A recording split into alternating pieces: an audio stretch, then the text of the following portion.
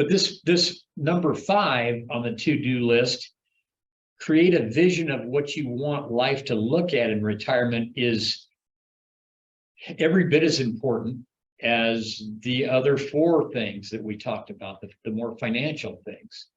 And go ahead, Jess. So I think a lot of times,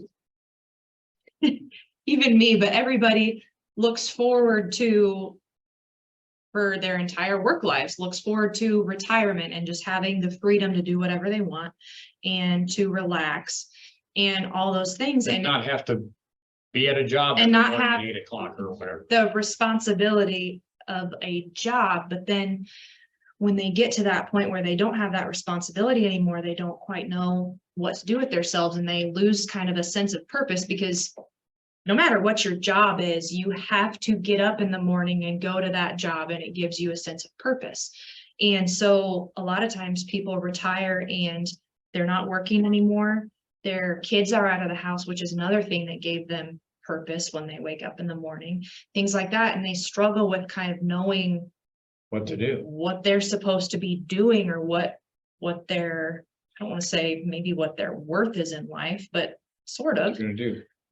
So what we, I always now talk to people prior to retirement. When somebody comes in and says, okay, well, first off, can I afford to retire? As we're going through this planning and the financial part that we just talked about, I always ask people, okay, what are you going to do when you retire 3 months or 6 months or next year? What are you going to do? You what's your plan?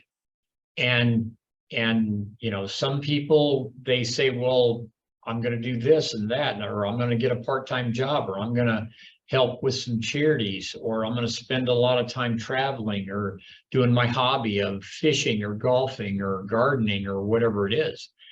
And it's important to have a plan of things to do to keep yourself busy and happy and healthy and that sort of thing. And because it seems like, in watching people retire over the 27 years, 28 years I've been doing this, that people kind of fall into 2 categories there. Some people stay busy and stay active and stay engaged, and they end up having a lot happier and more joyful retirement than the other people that sometimes they retire and they just go home and sit down and they don't get up. And they just physically and mentally and emotionally just decline, and end up having an unhappy retirement. So